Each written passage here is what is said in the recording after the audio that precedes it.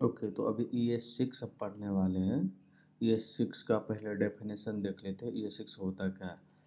तो ES6 is known as ECMAScript 2015 to introduce a lot of the new features and making a JavaScript development easier and more robust. Here is a rundown of all the features. Okay, यहाँ पर सारा features है। पहले ये इक्मा script करके ना एक version management करने के लिए होता है। जो कुछ नया वर्जन आता है ना, तो एक कंपनी है एक्मा करके, जो जावा स्क्रिप्ट का वर्जन का एक स्टैंडर्ड मेंटेन करता है। इसका एक वेबसाइट है, उसका मैं रेफरेंस तुम्हें दे दूंगा। एक्मा करके, एक्मा इंटरनेशनल करके है। इसमें यहाँ पर देखोगे ना, जितने भी जावा स्क्रिप्ट का अभी तक का वर्जन है वो सबका ना एक स्टैंडर्ड इसके पास है, ये मेंटेन करके रखता है। 2015 इसको ES6 बोलते हैं। ऐसे ही नीचे बहुत सारे आए हुए हैं, ये पहले का एडिशन है। यहाँ इसको ES6 बोलते हैं हम। एक्मा स्क्रिप्ट 2015 में जो लॉन्च हुआ था उसको। इसके बाद में भी बहुत सारे फीचर आए हैं, बट हम आज ये फीचर कवर करने वाले क्योंकि इसमें बहुत सारे नई चीज़ें हैं और पहले के जावास्क्रिप्ट से चेंज है। ओके, तो अभी यहाँ पर जाते हैं अपने फाइल में और इधर देखते हैं। फर्स्ट फीचर्स देखते हैं, जिसको हम लेट एंड कॉन्स्ट बोलते हैं। लेट एंड कॉन्स्ट क्या है? ये एक इक्मा स्क्रिप्ट में 2015 में ये फीचर्स आया था, 2015 में। तो ये क्या बिहेवियर चेंजेस है दूसरे प्रोग्रामिंग से, तो उसको देखते हैं। ओके, इसका डेफिनेशन देख लेते हैं। लेट का देखते हैं। Let allow you to declare a variable that are the limited in scope to the block and blocks statements expression where you used, unlike the var keyword which define a variable globally or locally entire function regardless of the block scope। Okay, तो क्या है ना, late एक block scope है। Block scope in the sense ना, तुम्हें अगर बताओ ब्लॉक स्कोप क्या है, तो ये एक इस तरीके के ब्लॉक में रह सकता है। इस तरीके के ब्लॉक में हम जो जिसको डिफाइन करते हैं उसको ब्लॉक स्कोप बोलते हैं। जैसे कि यहाँ पर तुम एक्सप्रेशन भी देख सकते हो, जैसे कि इफ स्टेटमेंट है ये, तो ये एक एक्सप्रेशन हो जाता है यहाँ पर। जैसे कि x = 5 किया, तो ये ब्लॉक से बाहर नहीं जाएगा। कुछ वेरिएबल जैसे कि लेट x = 10 डालते हैं, तो इस केस में क्या होगा, ये वेरिएबल इस सॉरी, यहाँ पे कुछ और वेरिएबल डाल दो y = तो ये जो वेरिएबल है ये ब्लॉक से बाहर नहीं जाएगा। इसको ना हम ब्लॉक स्कोप बोलते हैं। पहले ES6 से पहले ये फीचर नहीं था। ओके, ES6 में फीचर आया हुआ है। और ये क्या है ना, एग्जाम्पल्स के साथ में देखते हैं। यहाँ पर और भी डेफिनेशंस में कुछ है तो बताता हूँ। ओके, तो ब्लॉक स्कोप है और ये लिमिटेड स्कोप है, लाइक वो उससे बाहर नहीं जाएगा। वही क्या हो रहा था पहले, वैर कीवर्ड के साथ में वो बाहर वेरिएबल डिक्लेयर हो रहा था। तो भी दिखाता हूँ, अभी देखते हैं। ये एग्जाम्पल देख लो, जैसे कि यहाँ पर ना हमारा नोट स्टार्ट कर लेते हैं। हाँ, डेफिनेशन चेक करने के लिए। तो यहाँ पर अगर चेक करोगे ना, तो क्या है, लेट a = 2 और उसके बाद में पाई के वैल्यू ये अलग से डिफाइन हुआ है। यहाँ पर देखोगे ना, तो लेट इसके अंदर में भी है और कंसोल किया हुआ है। तो ये जो कंसोल है ए, तो दो ए है यहाँ पर, देखो एक दूसरा ए है, यहाँ पर एक दूसरा है। तो इसके अंदर का जो ए है वो ए ब्लॉक के अंदर में ही एग्जिस्ट करेगा, क्योंकि लेट ब्लॉक स्कोप है, ये बाहर नहीं जा सकता इस वैल्यू को। यहाँ पर देखोगे ना, तो 3 रिटर्न हो रहा है। ओके, और यहाँ पर देखोगे ए ना, इसके जस्ट नीचे, इस ब्लॉक के नीचे, तो ये वाला वैल्यू एक्सेस नहीं हो रहा है। ये बाहर जो लेट डिफाइन हुआ है ना, वो वैल्यू एक्सेस हो रहा है। अगर इसको हम अगर बंद कर देंगे ना, तो इस केस में ना हमें एरर दे देगा। यहाँ पर देख लो कि ये हमें एक एरर दे रहा है। ओके, क्या एरर दे रहा है कि ए इज नॉट डिफाइन। तो बाहर के स्कोप में ना ए डिफाइन नहीं है। यहाँ पर देखोगे ना, ये वो हमने कमेंट डाउन कर दिया, इसकी वजह से यहाँ पर इसको ये बाहर एक्सेस नहीं मिल रहा है। तो यही है main difference of the let की, लाइक ये न्यू फीचर आया हुआ है जो बाहर से टोटली डिफरेंट है। जैसे कि अभी तुम्हें बताता हूँ, अगर इसको मैं बाहर करता हूँ, ओके सॉरी, ये रहता है और इसको बाहर करते हैं। ओके, और इसको भी भैर करते हैं। ओके, तो तुम्हें क्या लगता है इसका क्या आउटपुट होना चाहिए? यहाँ पर देखो अभी ए इसको भी वेरिएबल किया, इसको भी वेरिएबल किया।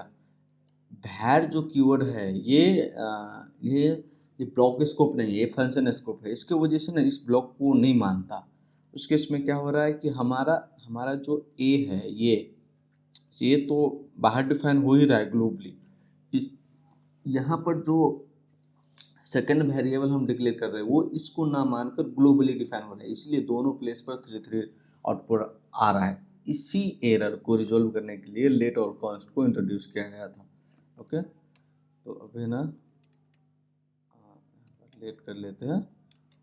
तो यहाँ पर देखो कि डिफरेंट है। ओके, एक कॉन्स्ट भी था, const to the similar to the let but the variable declaration must be assigned on the initial value, cannot be reassigned। Okay, तो इसका एक एग्जांपल है, जैसे कि ये जो वैल्यू असाइन कर रहे हो ना, तो ये जो इसका वैल्यू है इसको रीअसाइन नहीं, रीडिक्लेयर नहीं कर सकते। जैसे एक बार असाइन करते हैं तो रीअसाइन नहीं कर सकते। जैसे कि मैं यहाँ पर रीअसाइन का ट्राई करता हूँ तो फिर से एरर आएगा। एरर क्या है यहाँ पर देखो, the assignment to constant variable, ये एरर है कि ये असाइन नहीं करने देगा हमें। ओके, तो इस तरीके के एरर है।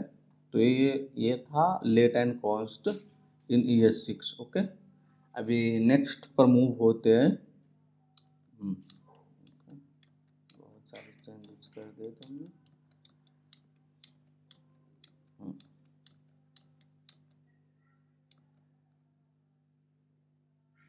ओके, हाँ, तो टेम्पलेट लिटरल देखते हैं। टेम्पलेट लिटरल क्या है इन ES6 में, ये भी ES6 का एक फीचर है। टेम्पलेट लिटरल का डेफिनेशन देखते हैं। Template literal are the string literal allowed to the embedded expressions and multi line string, they are enclose the backtick. ये जो बैकटिक होता है ना, इसके अंदर में हम उसको ऐड कर सकते हैं ना characters instance of the single quotation. Like ऐसा समझो कि ये जो बैकटिक है, इस बैकटिक के अंदर में कुछ भी लिखेंगे तो उसको हम टेम्पलेट लिटरल बोलते हैं। ये भी ES6 का एक फीचर्स है। जैसे कि यहाँ पर तुम्हें दिखाता हूँ एग्जाम्पल्स क्या है। जैसे कि एक कांस्टेंट वेरिएबल है और एक ग्रीटिंग वेरिएबल के अंदर में मैंने टेम्पलेट लिटरल यूज कर रहा हूँ। ऐसा समझो कि एक ईमेल का फॉर्मेट है जो मैं यहाँ पर ट्राई कर रहा हूँ लिखने का, तो उसके अंदर में मुझे एक नेम वेरिएबल पास करना पड़ेगा। तो यहाँ पर मैं नेम वेरिएबल पास कर रहा हूँ और हेलो वर्ल्ड जैसे कि नॉर्मल स्ट्रिंग है, उसके अंदर में डॉलर और करली ब्रैकेट्स के अंदर में कुछ भी वेरिएबल को हम प्रिंट कर सकते हैं। जैसे कि यहाँ पर मैं प्रिंट कर रहा हूँ और ग्रीटिंग को यहाँ पर नीचे प्रिंट कर रहा हूँ, तो यहाँ पर देख रहे हो क्या आउटपुट आ रहा है, हेलो एलियस आ रहा है। तो इसी को टेम्पलेट लिटरल बोलते हैं। ये मल्टी लाइन स्ट्रिंग लिखने में हेल्प होता है। जैसे कि ईमेल फॉर्मेटिंग में कहीं कहीं पर वेरिएबल होगा तो उस केस में हमें इसको ये यूज़ में आ जाएंगे। और बहुत सारे केस है जहाँ पर इसको यूज कर सकते हैं। बेसिक सिंटैक्स ये है कि बैकटिक पर हम इसको लिख सकते हैं। ओके, बैकटिक के अंदर में लिख सकते हैं और वेरिएबल अगर लिखना है तो डॉलर कर्ली ब्रैकेट्स उसके अंदर में हम वेरिएबल लिख सकते हैं। ओके, अभी नेक्स्ट फीचर्स पर मूव होते हैं। ओके, आई थिंक हमने एक फीचर्स बीच से मिस कर दिए हैं। लेट एंड कॉन्स्ट के बाद में एरो फंक्शंस होगा सर। हाँ, तो एरो फंक्शंस लेते हैं, यहाँ पर आते हैं। अभी देखो एरो फंक्शंस का एग्जांपल्स देखते हैं। एरो फंक्शंस क्या है, ये भी ES6 में इंट्रोड्यूस हुआ एक फीचर्स है arrow functions in JavaScript. Arrow functions provide a more consonant syntax to the writing of function expressions and do not bind their own this and making in the ideal for the use of the callback and array method। Okay, तो ये function क्या होता है ना, arrow function एक short syntax भी बोल सकते हो। दूसरा इसका एक ऐसा फीचर्स है कि ये ना कॉल बैक फंक्शंस जो होता है, कॉल बैक फंक्शंस जो एक फंक्शंस के अंदर में हम दूसरा फंक्शंस पास करते हैं, तो वहाँ पर ज़्यादातर हम इसको यूज कर सकते हैं शॉर्ट सिंटैक्स के लिए। उसके बाद में एरे मेथड होता है, लाइक मैप मेथड हो गया, और बहुत सारे ऐसा मेथड होता है जो एरे के ऊपर में अप्लाई होता है, वहाँ पर ना हम ये एरो फंक्शंस को अप्लाई करते हैं, क्योंकि बहुत सिंटैक्सली छोटा हो जाता है ये चीज़ें इसकी वजह से। तो यहाँ पर देख रहे हो कि नॉर्मल फंक्शन जैसा ही बिहेव कर रहा है, बट इसका ये दो डिफरेंस है। एक इसका एक क्या किया है, पहले क्या करता था कि फंक्शंस के अंदर में ना दिस कीवर्ड होता था, यहाँ पर ना इसने दिस कीवर्ड का कंसेप्ट हटा दिया है। Do not bind there on this, इस फंक्शन का अपना दिस कीवर्ड नहीं होता है। ओके, जैसे कि नॉर्मल फंक्शन में देखा होगा आप कि यहाँ पर होता है। ओके, तो इसमें नहीं होता है वो इसका कंसेप्ट। तो ये सेकंड हो गया, थर्ड हमने देख लिए थे। नेक्स्ट पर मूव होते हैं, जो जिसको डिस्ट्रक्शन बोलते हैं। डिस्ट्रक्शन का कंसेप्ट देखते हैं। ओके, ये 6 में डिस्ट्रक्शन का एक कंसेप्ट होता है। यहाँ पर देखो डेफिनेशंस देखते हैं क्या होता है destruction. Okay, destruction is allow you to unpack your values from the array or property of the object into decent variables. Okay, तो यहाँ पर देखोगे ना, तो ये क्या बोल रहा है कि एक एरे में से नहीं तो ऑब्जेक्ट में से हम वैल्यू निकाल सकते हैं एक स्पेसिफिक वेरिएबल में।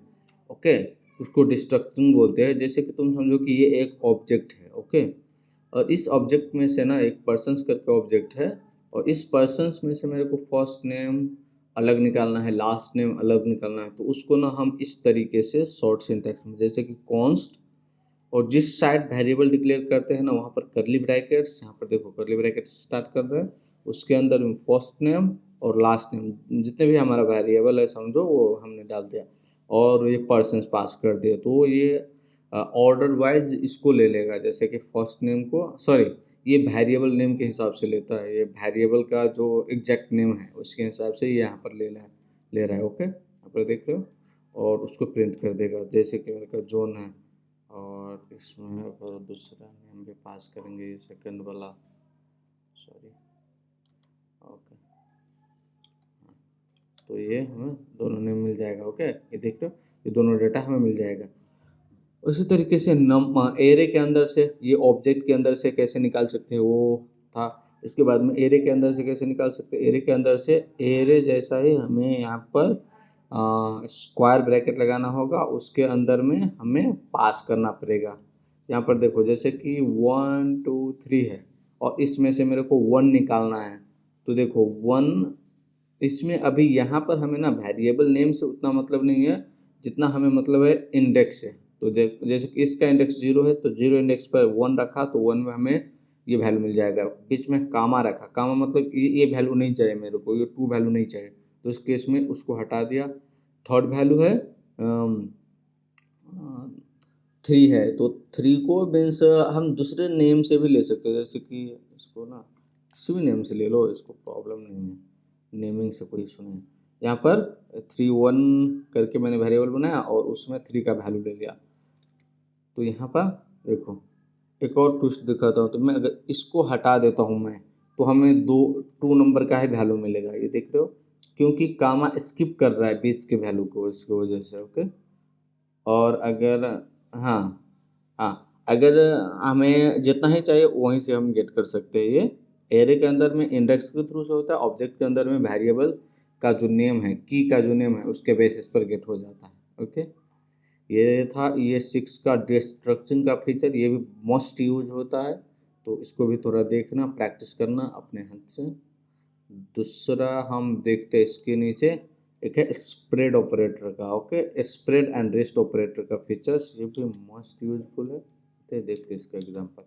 Okay, spread operator, spread and rest operator. Okay, ये ट्रिपल डॉट से स्टार्ट होता है, इसका डेफिनेशन देख लेते हैं। Spread operator allow an iterable search as a array to be the extended in the places where the 0 or more argument of functions call or elements for of the area literals to expected। Okay, तो ऐसा समझो कि spread क्या होता है ना, एक array format data को ना स्प्रेड आउट कर देता है, उस एरे में से निकाल देता है। उसी तरीके से ऑब्जेक्ट डाटा को भी वहाँ से निकाल देते हैं। मैं नीचे एग्जांपल दिखाता हूँ। दूसरा एक एग्जांपल से रेस्ट ऑपरेटर्स का, इसका भी डेफिनेशंस देख लेते हैं। रेस्ट ऑपरेटर्स का क्या है? Collections all the remaining element into the array और all the remaining object property into the object. Okay, तो जो भी प्रॉपर्टी रिमेनिंग रहता है उसको ना ये क्या करता है, ऑब्जेक्ट में लाइक इसको ना स्प्रेड जैसा कि आउट करता है, मीन्स वेरिएबल को एक्सटेंड कर देता है, इसी तरीके से ये ना कलेक्ट करता है। अभी देखते हैं एग्जांपल के साथ में तो इजीली समझ में आएगा। स्प्रेड ऑपरेटर का एग्जांपल देखते हैं, जैसे कि एक एरे है ये, ओके, और ये दूसरा एरे है मेरे पास, और इस एरे के अंदर में ये वैल्यू रखना है। तो उस केस में ना यहाँ पर देखो ट्रिपल डॉट डाला और यहाँ पर पार्ट्स डाले, तो इस केस में क्या हो रहा है कि हमें ना ये वैल्यू इस एरे के अंदर में मिल रहा है। अभी देखते हैं एग्जाम्पल, इसको सेव करते हैं तो देखो एयर शोल्डर्स ये आ गया, ये आ गया, दोनों आ गया, उसके बाद में एंड टू आएगा। ओके, अगर हम रेस्ट ऑपरेटर नहीं यूज करते हैं तो ये देखो इसका एग्जाम्पल कैसा आता, एरे आता, एरे के अंदर में एक दूसरा एरे बन जाता और उसके अंदर में यहाँ पर एंड और उसके बाद में टॉय और ये आता। तो यहाँ पर देख लो ये एरे है, बट मेरे को यहाँ पर एरे नहीं चाहिए, इसी एरे के अंदर में मेरे को ये डाटा चाहिए था। तो उसके केस में हम ना स्प्रेड ऑपरेटर यूज करते हैं कि ये यहाँ से ये रिमेनिंग ये एरे से हट जाता है, इस तरीके से हमें वैल्यू मिलता है और ये इसके अंदर में इंसर्ट हो जाता है। तो देख रहे हो बहुत सारे डिफरेंट यूजेज भी है। यहाँ पर एक एग्जांपल हमने देखा है कि कैसे इसको स्प्रेड आउट कर सकते हैं, ये रेस्ट ऑपरेटर्स को। ओके, स्प्रेड ऑपरेटर को कैसे स्प्रेड कर सकते हैं, एक एग्जांपल था, थोड़ा प्रैक्टिस करना है इसका। ओके, दूसरा एग्जांपल है रेस्ट ऑपरेटर्स। रेस्ट ऑपरेटर्स क्या करता है ना, जैसे कि मेरे पास एक वेरिएबल्स है, एरे है जिसमें बहुत सारे डेटा है, वो मल्टीपल्स, यहाँ पर समझो कि 5 है, यहाँ पर 6 है, कुछ भी, इतना वेरिएबल्स है, और मेरे को फर्स्ट वैल्यू एक वेरिएबल में रखना है और बाकी जो वैल्यू है ना बाकी एक एरे में पूरा का पूरा वैल्यू रख लेना है। जैसे कि यहाँ से यहाँ तक जितने भी वैल्यू है ना एक दूसरे एरे के फॉर्मेट में रख लेना है, फर्स्ट वैल्यू को ही एक्सट्रैक्ट करना है। तो यहाँ पर देखोगे ना तो एक तो निकल रहा है और 2 के बाद में जितने भी वैल्यू है ना वो अलग एक एरे में बन रहा है। तो इस तरीके का भी केस आता है जिसमें ये यूज होता है। ओके, इसको हम रेस्ट ऑपरेटर बोलते हैं, जो ट्रिपल डॉट लगाकर हम डाटा ले सकते हैं यहाँ से। ओके, और ये क्या होता है ना, ये लास्ट में यूज होता है, जैसे कि इसके बाद में कुछ वेरिएबल var3 और कुछ किया ना तो ये किसी को छोड़ता नहीं, ये पूरा का पूरा यहाँ से यहाँ तक का वैल्यू ले लेगा। अभी इसके बाद में ये देंगे ना तो ये एरर रिटर्न करेगा, यहाँ पर देखो एरर रिटर्न कर रहा है। तो इसकी वजह से इससे पहले अगर तुम दे सकते हो इसको, ओके, इससे पहले ना अगर मेरे को यहाँ पर करना है तो यहाँ पर डालकर इस वेरिएबल को यूज कर सकते हैं, हमें इसमें सेकंड वैल्यू मिल जाएगा और रेस्ट ऑफ द वैल्यू नीचे मिलेगा। देख रहे हो 1 2 मुझे इस दोनों वेरिएबल में मिल रहा है, बाकी रेस्ट ऑफ द इसमें मिल रहा है। तो ये है इसका example rest and spread operators का। अभी नेक्स्ट ईएस फीचर देखते हैं। ओके ओके ओके 5 तक आ गए थे।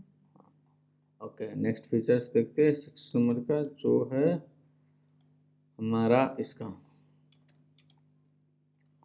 मॉड्यूल का। मॉड्यूल क्या होता है ना कि ऐसा समझो कि इसका डेफिनेशन देखते पहले, ये 6 modules allow you to organise a code into a spread files and then import और export their file as a module in other JavaScript files. Okay, तो यहाँ पर देखो एक ऐसा समझो कि एक मेरे पास फाइल है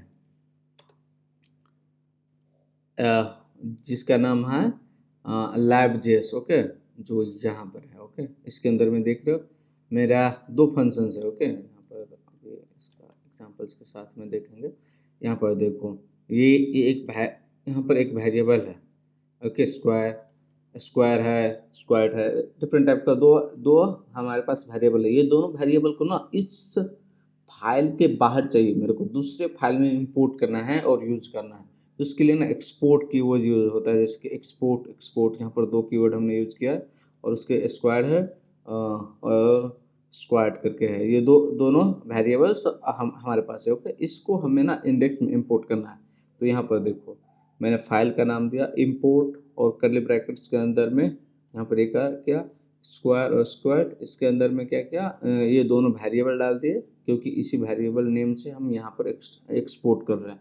उसको ऐसे किया और यहाँ पर उसको यूज कर लिए उस फंक्शंस को। यहाँ पर देख रहे हो, तो अलग वेरिएबल को हम इसके अंदर में इंपोर्ट कर सकते हैं, यूज कर सकते हैं। इसको ना मॉड्यूल बोलते हैं, मॉड्यूल इंपोर्ट बोलते हैं कोड ऑर्गेनाइज करने के लिए। एक ही फाइल में सारा कोड को नहीं रख सकते, इस तरीके से सेपरेट फाइल का कोड हम ना इसमें इंपोर्ट कर सकते हैं। और ये भी बहुत इंपॉर्टेंट फीचर्स है और यूजफुल फीचर्स है।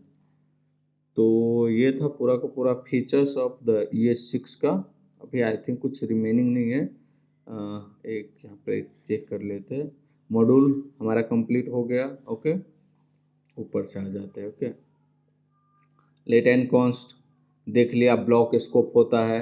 ओके, उसके बाद में डेफिनेशंस भी आ जाएंगे। हाँ, वो देख लिया। उसके बाद में एरो फंक्शंस देख लिए। एरो फंक्शंस के क्या है, शॉर्ट वर्ड के लिए यूज करते हैं कॉल बैक, और एरे मेथड के ऊपर में हम यूज करते हैं इसको ज़्यादा से ज़्यादा। इसके अंदर में दिस कीवर्ड काम नहीं करता। इसके बाद में टेम्पलेट लिटरल देख लिया हमने। टेम्पलेट लिटरल का क्या एग्जांपल्स है, जैसे कि एक वेरिएबल है और एक हम ऐसा समझो कि इसके अंदर में कॉल कर रहे हैं। हाँ, डबल टिक के अंदर में ना हम इसको कॉल कर सकते हैं वेरिएबल को भी। जैसे कि हमें कोई फॉर्मेट लिखना है, ईमेल फॉर्मेट वगैरह, तभी इसको यूज कर सकते हैं। डीस्ट्रक्चरिंग देख लिया हमने। डीस्ट्रक्चरिंग क्या होता है कि एक ऑब्जेक्ट होता है, नहीं तो एरे होता है, और वहाँ से ना हम वेरिएबल निकाल सकते हैं। फर्स्ट नेम लास्ट नेम किसी भी तरीके से हम वहाँ से वेरिएबल निकाल सकते हैं, एक स्पेसिफिक वेरिएबल निकाल सकते हैं। ये ऑब्जेक्ट में की, जो ये की है, इसके बेसिस पर उसका नाम डालेंगे यहाँ पर, तब निकल जाएगा। दूसरा होता है एरे। एरे के अंदर में हम इंडेक्स के बेसिस पर निकालेंगे। कुछ भी वेरिएबल नेम डालेंगे तो चलेगा, बट इंडेक्स, जैसे कि ये 0 इंडेक्स पर है तो 0 इंडेक्स पर 1, 2 इंडेक्स पर कुछ भी नहीं, हमने स्किप किया है।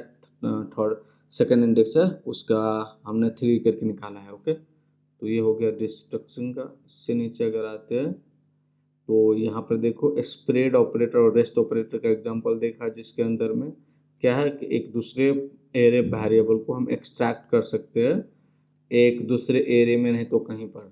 तो ये स्प्रेड होता है, सॉरी, इसको निकाल लिया हमने। अगर डायरेक्ट यूज करते तो एरे के अंदर में एरे पार्ट बन जाता। इसको भी हमने देख लिया है। इसके रेस्ट ऑपरेटर्स के ऐसे एग्जांपल्स है कि समझो कि एक वेरिएबल्स है, यहाँ पर एक एरे फॉर्मेट डाटा है, फर्स्ट डाटा को निकाल लेगा, सेकंड जो भी रिमेनिंग डाटा है उसको इसी एक वेरिएबल में रख लेगा।